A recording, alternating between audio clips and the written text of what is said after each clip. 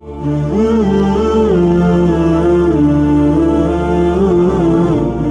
اللہ الرحمن الرحیم۔ شروع اللہ کے نام سے جو بڑا مہربان نہایت رحم کرنے والا ہے۔ السلام علیکم ناظرین، welcome to my YouTube channel Hadia voice کے ساتھ۔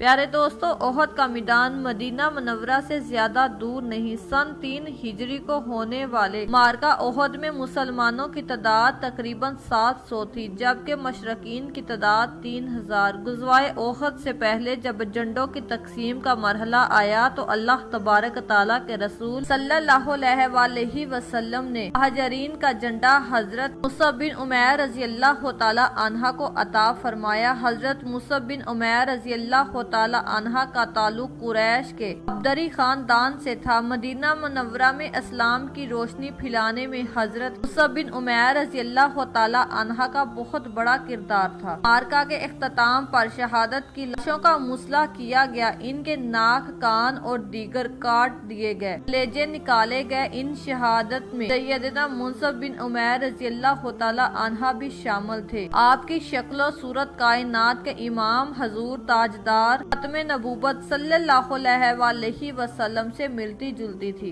اس لیے ان کی شہادت کے بعد اعلان کیا گیا، معاذ اللہ کے رسول صلی اللہ علیہ وآلہ وسلم کو شہید کر دیا گیا ہے۔ صحابہ اکرام اجمعین میں حضرت مصعب بن عمیر رضی اللہ تعالی عنہ کا بڑا عالی مقام تھا۔ آج کی ویڈیو میں ہم حضرت مصعب بن عمیر رضی اللہ تعالی عنہ کے حالات زندگی بیان کریں۔ پیارے دوستو، سیدنا مصعب بن عمیر رضی اللہ تعالی عنہ کا تعلق قریش سے تھا۔ ان کے جد امجد کا نام عبدالدار تھا۔ ان کی اولاد انہی کی نسبت سے عبدری کہلاتی تھی۔ سردار عبدالدار کے ایک بیٹے کا نام سردار بن ناف تھا۔ سید عالم صلی اللہ علیہ وآلہ وسلم کے دادا سردار ہاشم کے والد تھے۔ اس سے اندازہ کیا جا سکتا ہے کہ وہ اللہ تبارک تعالیٰ کے رسول صلی اللہ علیہ وآلہ وسلم کے کتنے قریبی رشتہ داروں میں سے تھے۔ ان کی اہلیہ محترمہ کا نام اما بنت عش تھا اور 2 بیٹوں کے باپ تھے، ایک کا نام محمد اور دوسرے کا نام عبداللہ تھا۔ بڑے بیٹے محمد کی وجہ سے آپ کی کنیت ابو محمد تھی۔ جب اسلام قبول کیا تو اس وقت ان کے والد وفات پا چکے تھے۔ اپنی والدہ ناس بنت مالک کے ساتھ قیم تھے، جو نہایت امیر پیر عورت تھی۔ حضرت مصعب بن عمیر رضی اللہ تعالی عنہ نہایت خوبصورت تھے، امیر والدین کے بیٹے تھے، نئے پوشاک تن کرتے تھے، نہایت نایاب خوشبو لگایا کرتے تھے۔ ان کی گفتگو میں اس قدر مٹھاس اور روشنی تھی، سننے والے اش اش کر اٹھتے، اتنے ذہین و فطین اور باتیں اتنی مزید مزیدار کرتے کہ مجلس میں جان ڈال دیتے۔ ان کے ساتھی ان کی آمد کا انتظار کرتے اور جب وہ مجلس میں بیٹھ جاتے تو سب خاموش ہو کر ان کی طرف متوجہ ہو جاتے۔ ان کے دلائل بڑے زبردست ہوتے، گفتگو میں کوئی ان سے آگے نہیں نکل سکتا تھا۔ جب کوئی عزم و ارادہ کر لیتے تو پھر کوئی اسے تبدیل نہیں کر سکتا تھا۔ وہ مکہ میں کسی سے نہیں ڈرتے تھے، تاہم ایک شخصیت ضرور ایسی تھی جس سے وہ خوب ڈرتے تھے، وہ ان کی والدہ تھی۔ آج وہ اپنی والدہ، قریبی رشتہ داروں اور قوم کے اشراف کے سامنے کھڑے تھے۔ وہ اسلام قبول کر چکے تھے۔ اس بات پر ان کی والدہ شدید ناراض ہوئی۔ والدہ نے تھپڑ کھینچا اور قریب تھا اور اپنے بیٹے کو مارتی، مگر اشراف قریش میں سے ایک نے اسے منع کیا اور کہا، ابھی ہم اس کو سمجھا لیتے ہیں، یہ سمجھ جائے گا، تم اتنا زیادہ غصہ نہ کرو۔ یہ نوجوان ان سے معروف ہوئے بغیر ان کو نہایت دلنشین انداز میں قرآن حکیم کی آیت سنانے لگا۔ والدہ خناس بنت مالک نے ان کو خوب سمجھایا اور ڈرایا بھی، بلکہ لالچ بھی دیا، مگر یہ کوئی بات سننے کے لیے تیار ہی نہیں ہوا۔ مورخین کے مطابق یہ نوجوان مصعب بن عمیر مکہ مکرمہ کا باسی سب سے مہنگا اور عالی عطر استعمال کرنے والا شخص تھا۔ اسلام کا سب سے پہلا پیر اور ملک بننے کی سعادت حاصل ہوئی۔ اللہ تبارک تعالیٰ کے رسول صلی اللہ علیہ وآلہ وسلم کی بے شمار خوبیوں میں ایک نمایاں خوبی یہ بھی تھی کہ آپ اپنے ساتھیوں سے ان کی صلاحیت کے مطابق کام لیتے تھے۔ دیگر بہت سارے نوجوانوں کی طرح حضرت حضرت مصعب بن عمیر رضی اللہ تعالی عنہ نے بھی رسول اللہ صلی اللہ علیہ وسلم کے بارے میں سنا کہ وہ اس بات کے مدعی ہیں کہ اللہ تبارک تعالی نے ان کو پوری کائنات کے لیے بشیر و نذیر بنا کر بھیجا ہے۔ صفا پہاڑی پر واقع ارکم اس دعوت کا مرکز ہے۔ لوگ وہاں جمع ہوتے ہیں، تزکیہ نفس ہوتا ہے، قرآن سکھایا اور سیکھا جاتا ہے اور نمازیں ادا کی جاتی ہیں۔ صحابہ اکرام رضوان اللہ اجمعین قریش کی نگاہوں سے بچا کر اس دعوت کو آگے پھیلا رہے تھے۔ مکہ مکرمہ اس زمانے میں کوئی بہت بڑا شہر نہیں تھا، وہاں کسی بھی قسم کی سرگرمیوں کا بھی رہنا محال تھا۔ قریش مکہ بطور خاص مسلمانوں پر گہری نظر رکھے ہوئے تھے۔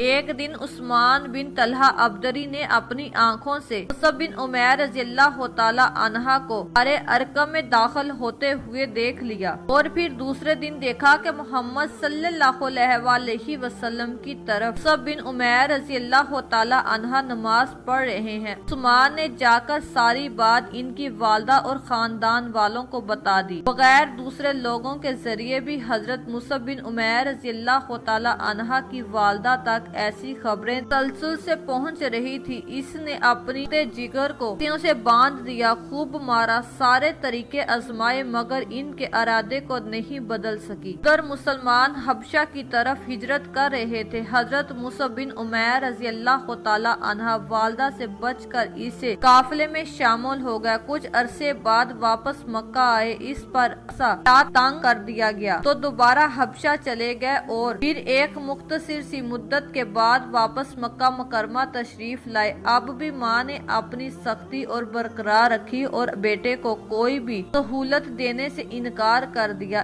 ایک دن صحابہ اکرام اللہ کے رسول صلی اللہ علیہ وسلم کے گرد بیٹھے تھے کہ حضرت مصعب بن عمیر رضی اللہ تعالی عنہ تشریف لائے۔ آج ان کی پوشاک ٹاٹ کی تھی، ستر بمشکل چھپا ہوا تھا۔ کہاں وہ خوش لباس اور مہنگا عطر استعمال کرنے والا مصعب اور کہاں یہ حالت۔ ذرا صحابہ اکرام کی آہیں نکل گئی، آنکھوں میں آنسو آ گئے۔ اللہ کے پیارے رسول صلی اللہ علیہ وسلم نے مصعب کی طرف شفقت بری نگاہوں سے دیکھا اور فرمایا، میں نے مصعب کو اسلام لانے سے پہلے بھی دیکھا۔ پورے مکہ میں اس سے زیادہ والدین کا لاڈلا کوئی نہ تھا، ساری سہولتیں اور آسائشیں اس کو میسر تھی، مگر اس نے یہ ساری نعمتیں اللہ تبارک تعالیٰ اور اس کے رسول کے لیے قربان کر دی ہے۔ ماں نے آخری حربے کے طور پر بیٹے کو قید کرنے کا پروگرام بنا لیا۔ سیدنا مصعب بن عمیر رضی اللہ تعالی عنہ نے اپنی والدہ سے صاف لفظوں میں کہہ دیا، جس کسی نے بھی مجھے رسیوں سے باندھنے میں تمہاری مدد کی، میں اسے قتل کر دوں گا۔ والدہ کو اپنے بیٹے کے عزم اور ارادے کا خوب اندازہ تھا، چنانچہ اس نے روتے ہوئے بیٹے کا راستہ چھوڑ دیا۔ بیٹے نے گھر پر الوداع نظر ڈالی اور پھر ماں کے راستے میں کھڑا ہو گیا۔ پیاری اماں، میں تمہارا ہمدرد اور خیر خواہ ہوں، بس آپ ایک مرتبہ اپنی زبان سے لا الہ الا اللہ محمد رسول اللہ کی شہادت دے دو۔ ماں نے غضبناک نگاہوں سے اس کی طرف دیکھا اور کہا، تاروں کی قسم، جب تک میری عقل اور ہوش حواس کام کریں گے میں تمہارے دین میں کبھی داخل نہیں ہوں گی۔ بیٹے کے دل پر ماں کی یہ گفتگو سننے کے بعد کیا گزری ہوگی۔ وہ پریشان حال اللہ کے رسول صلی اللہ علیہ وسلم کی خدمت میں حاضر ہوئے اور ان کی قسمت جگمگ اٹھی۔ اللہ کے پیارے رسول صلی اللہ علیہ وسلم نے اپنے اس پیارے ساتھی کو ایک ایسی ذمہ داری سونپی جو اسے قبل کسی کے نصیب میں نہ آئی تھی۔ مدینہ منورہ کے کچھ لوگ مسلمان ہو چکے تھے، ان کی تعلیم و تربیت اور اسلام کی دعوت کا مزید وسعت دینے کے لیے ایک پیر معلم اور ارشد کی ضرورت تھی۔ اس منصب کے لیے سیدنا مصعب بن عمیر رضی اللہ تعالی عنہ کا انتخاب کیا گیا۔ سیدنا مصعب بن عمیر رضی اللہ تعالی عنہ نے مدینہ منورہ میں سیدنا اسد بن زرارہ رضی اللہ تعالی عنہ کے گھر میں قیام فرمایا اور ان دونوں نے مل کر اسلام کی تبلیغ شروع کی۔ حضرت مصعب بن عمیر رضی اللہ تعالی عنہ نہایت خوش شکل، عقل مند اور بہترین گفتگو کرنے والے تھے۔ انہوں نے اپنی اعلیٰ اخلاق سے بہت سارے لوگوں کو اسلام میں داخل کر لیا۔ ایک دن حضرت اسد بن زرارہ رضی اللہ تعالی عنہ کے ساتھ مل کر بنو عبد الاشل کے محلے میں تشریف لائے۔ وہاں ایک باغ کے اندر ارک نامی کنویں پر بیٹھ گئے۔ اس وقت تک اس قوم کے دو بڑے سردار سعد بن معاذ اور اسید بن خزیر مسلمان نہیں ہوئے تھے۔ سعد نے اسید سے کہا کہ دیکھو اسید، اسد بن زرارہ میری خالہ کا بیٹا ہے اور میں خود اس سے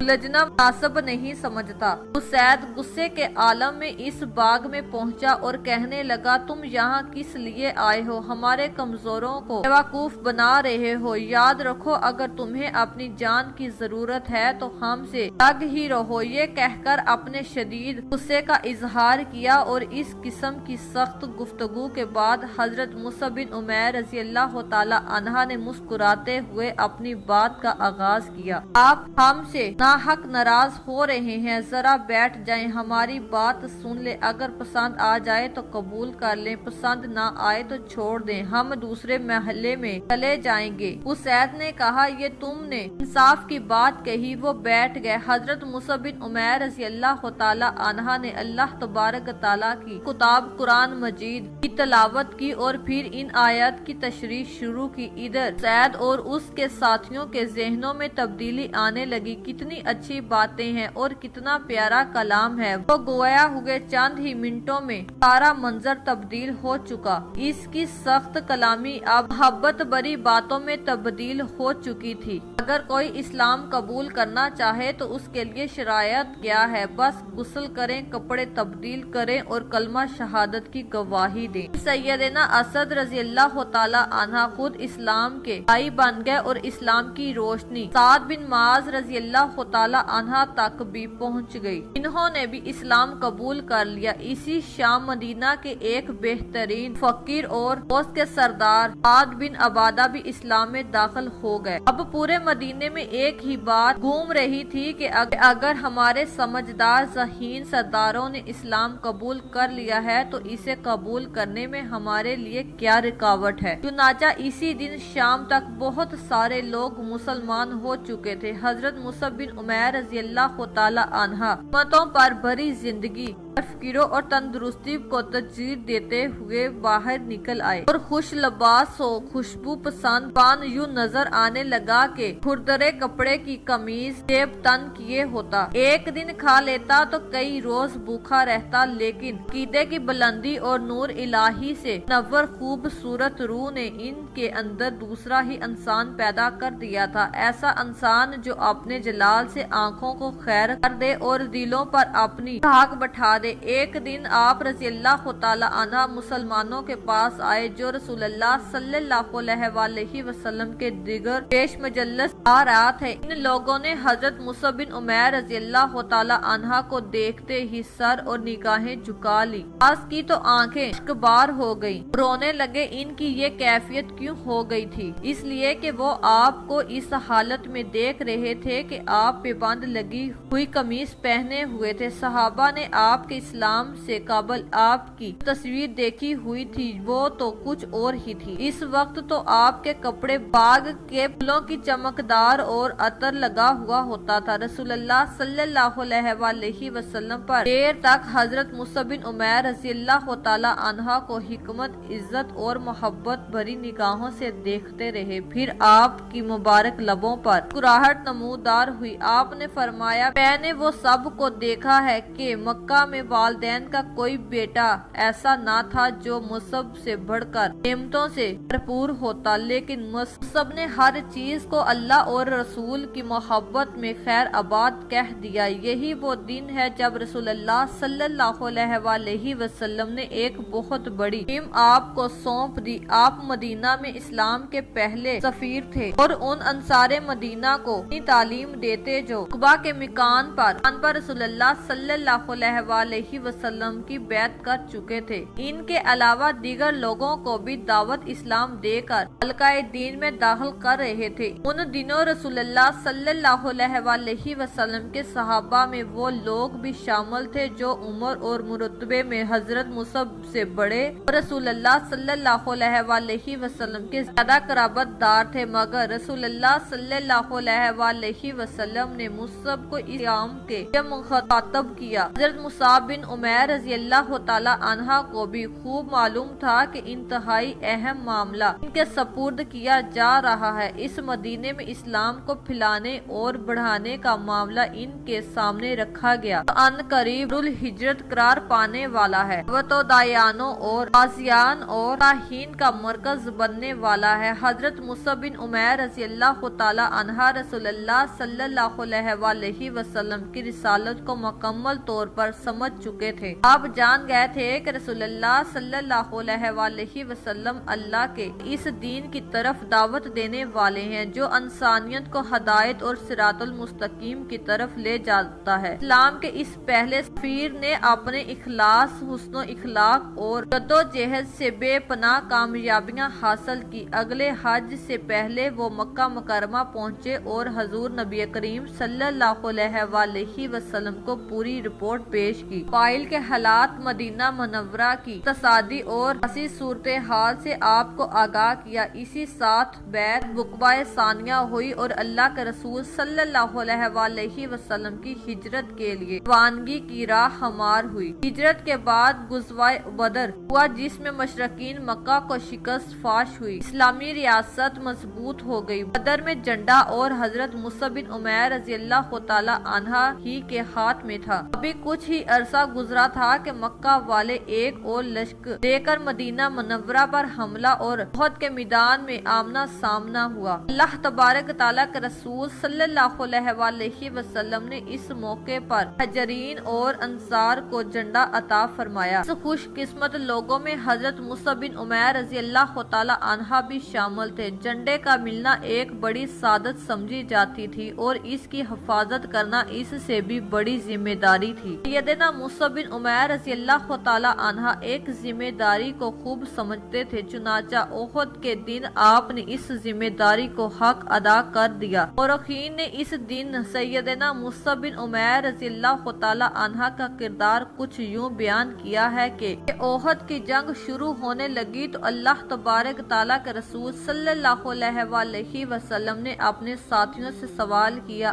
آج مشرکین کا جھنڈا کس کے پاس ہے؟ انہوں نے بتایا کہ بنو عبدالدار اس جھنڈے کو تھام کر رکھنے کی ذمہ دار ہیں۔ آپ صلی اللہ علیہ وسلم نے فرمایا، ہم اپنا جھنڈا بھی بنو عبدالدار ہی کے ایک نوجوان کے سپرد کریں گے۔ آپ نے فرمایا، مصعب کو میرے پاس بلاؤ۔ جب وہ حاضر ہوئے تو آپ نے لشکر اسلام کا جھنڈا ان کے سپرد کر دیا۔ جنگ کے دوران یہ جھنڈا حضرت مصعب بن عمیر رضی اللہ تعالی عنہ نے سنبھالا اور پھر اس کا حق ادا کر دیا۔ انہوں نے جھنڈا اٹھانے کے ساتھ ساتھ اللہ تبارک تعالیٰ کے رسول صلی اللہ علیہ وسلم کے دفاع کا فریضہ بھی انجام دیا۔ جب ابی بن خلف نے آپ پر حملہ آور ہونے کی کوشش کی تو سیدنا مصعب بن عمیر رضی اللہ تعالی عنہ نے ابی کے چہرے پر زوردار ضرب لگائی۔ رسول اللہ صلی اللہ علیہ وسلم نے کے اور زیرہ کے درمیان تھوڑی سی خالی جگہ دیکھی تو اسی جگہ کا نشانہ لے کر اسی کو ضرب لگائی۔ وہ منہ کے بل گرا اور بیل کی طرح کارنے لگا۔ مسلمان جب ادھر ہو گئے تب بھی حضرت مصعب بن عمیر رضی اللہ تعالی عنہ ثابت قدم رہے۔ اپنے کمیاں آگے بڑھے جو کہ مصعب بن عمیر رضی اللہ تعالی عنہ کی شکل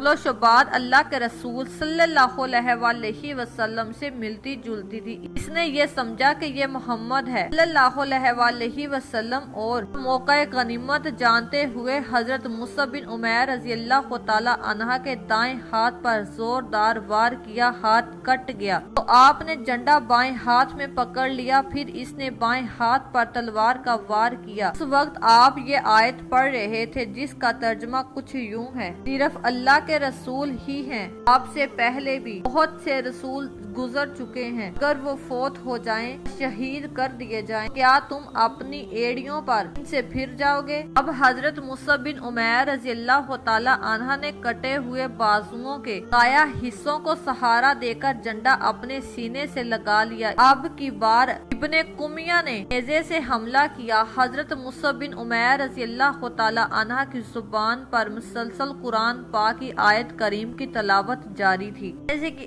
آپ کے سینے سے پار ہو گئی، آپ زمین پر گر گئے اور حضرت مصعب بن عمیر رضی اللہ تعالی عنہ یوں شہید ہو گئے۔ شہادت کے وقت آپ کی عمر مبارک 40 سال تھی۔ حضرت مصعب بن عمیر رضی اللہ تعالی عنہ شہید ہوئے تو آپ کی تاجدار ختم نبوت صلی اللہ علیہ وسلم سے شابیت کی وجہ سے کافر نے شور مچایا کہ معاذ اللہ کے پیارے رسول صلی اللہ علیہ وسلم شہید ہو گئے۔ اللہ اکبر! اس آواز نے سب ہی ڈال دیا۔ مسلمان یہ سن کر میدان جنگ میں ادھر ادھر بھاگنے لگے، بڑے بڑے بہادروں کے پاؤں اکھڑ گئے، کچھ مسلمان تو بھاگ کر مدینے کے قریب پہنچ گئے، کچھ لوگ سہم کر مردہ دل ہو گئے، جہاں تھے وہیں رہ گئے، اپنی جان بچاتے رہے یا جنگ کرتے رہے۔ کچھ لوگ جن کی تعداد تقریباً 12 تھی، وہ بھی رسول اللہ صلی اللہ علیہ وسلم کے ساتھ ثابت قدم رہے۔ اس ہلچل اور بھگدڑ میں بہت سے لوگوں نے تو بالکل ہی ہمت ہار دی اور جو جان کی بازی کے ساتھ لڑنا چاہتے تھے وہ بھی دشمنوں کے دو طرفہ حملوں کے خطرے میں پھنس کر مجبور لاچار ہو چکے تھے۔ تاجدار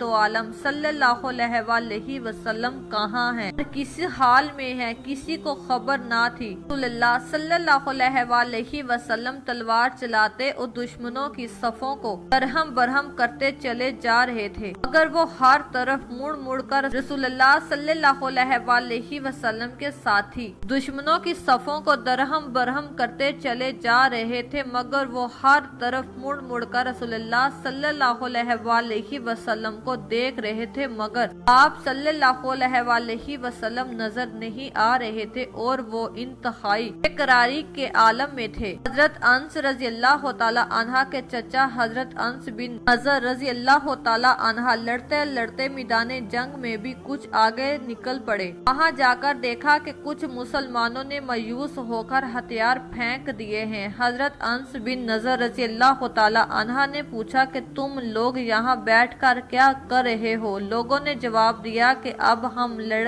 کر کیا کریں گے، جن کے لیے لڑتے تھے وہ تو شہید ہو گئے ہیں۔ حضرت انس بن نضر رضی اللہ تعالی عنہ نے فرمایا کہ اگر واقعی رسول صلی اللہ علیہ وسلم شہید ہو چکے ہیں تو پھر ہم ان کے بعد زندہ رہ کر کیا کریں گے؟ چلو ہم بھی اس میدان میں شہید ہو کر رسول صلی اللہ علیہ وسلم کے پاس چلے جائیں۔ یہ کہہ کر آپ دشمنوں کے لشکر میں لڑتے ہوئے گھس گئے اور آخری دم تک انتہائی جوش کے ساتھ جنگ لڑتے رہے، یہاں تک کہ شہید ہو گئے۔ لڑائی ختم ہونے کے بعد جب ان کی لاش دیکھی گئی تو 80 سے زیادہ تیر اور تلوار اور نیزوں کے زخم ان کے بدن پر تھے۔ کافروں نے ان کے بدن کو چھلنی بنا دیا تھا اور ناک کان وغیرہ کاٹ کر ان کی صورت بگاڑ دی تھی۔ کوئی شخص ان کی لاش کو پہچان نہ سکا، صرف ان کی بہن نے ان کی انگلیوں کو دیکھ کر ان کا پہچانا۔ اسی طرح حضرت سابق بن دار رضی اللہ تعالی عنہ نے مایوس ہو جانے والے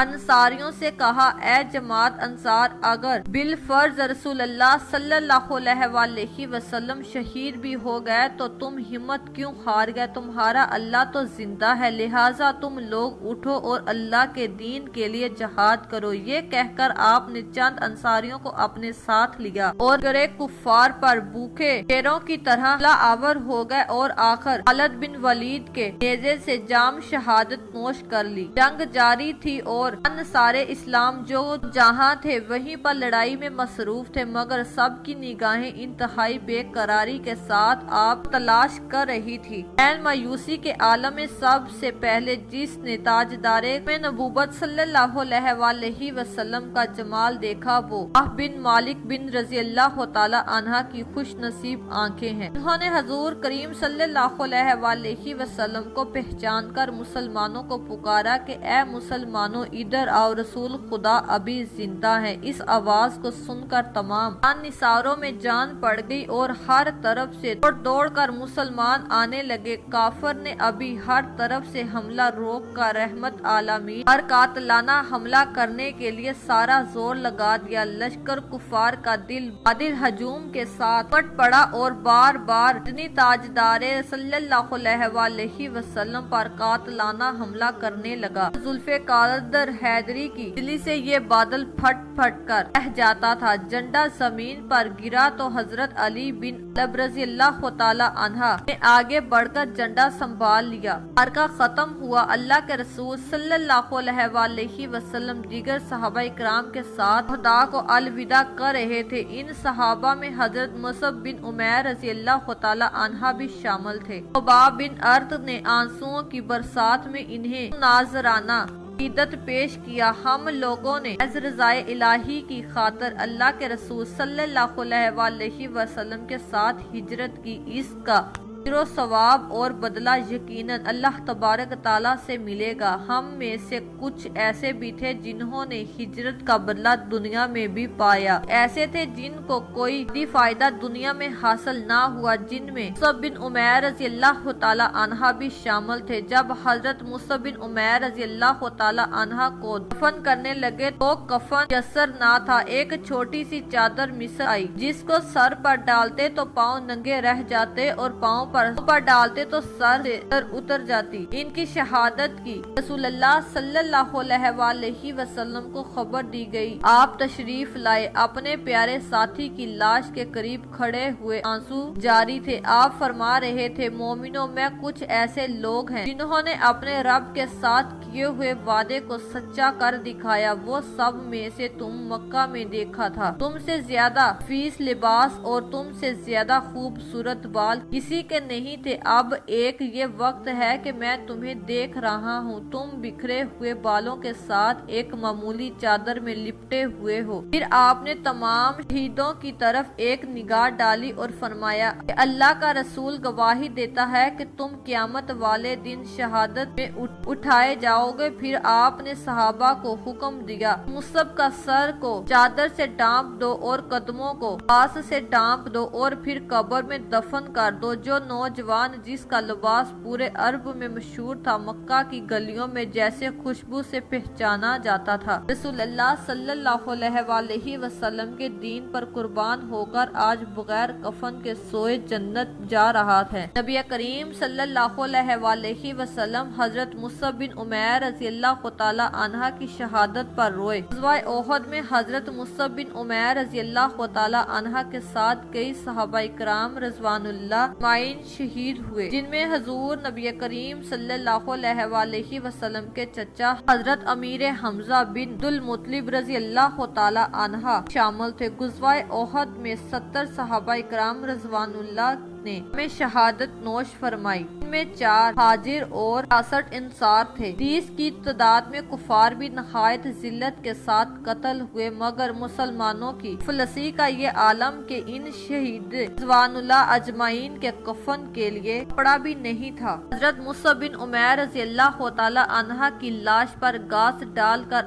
آپ کو دفن کیا گیا۔ شہادت اکرام خون میں لپٹے ہوئے 2 شہید ایک قبر میں دفن کیے گئے۔ جس کو قرآن پاک زیادہ یاد ہوتا اس کو آگے رکھتے۔ حضور نبی کریم صلی اللہ علیہ وآلہ وسلم دائے احد کی قبروں کی زیارت کے لیے تشریف لے جاتے تھے اور آپ کے بغیر حضرت ابو بکر صدیق رضی اللہ تعالی عنہ اور حضرت عمر فاروق رضی اللہ تعالی عنہ کا بھی یہی عمل رہا۔ ایک مرتبہ نبی کریم صلی اللہ علیہ وآلہ وسلم شہدائے احد کی قبروں پر تشریف لے گئے تو ارشاد فرمایا، یا اللہ تیرا رسول گواہ ہے کہ اس جماعت نے تیری رضا کی طلب میں جان دی، اور پھر یہ بھی ارشاد فرمایا کہ قیامت تک جو مسلمان بھی ان شہیدوں کی قبروں پر زیارت کے لیے آئے گا اور ان کو سلام کرے گا تو یہ شہادت کے سلام کا جواب دے گے۔ حضرت فاطمہ رضی اللہ تعالی عنہا کا بیان ہے کہ ایک دن میں احد کے میدان سے گزر رہی تھی کہ حضرت حمزہ رضی اللہ تعالی عنہ کی قبر کے پاس پہنچ کر میں نے عرض کیا،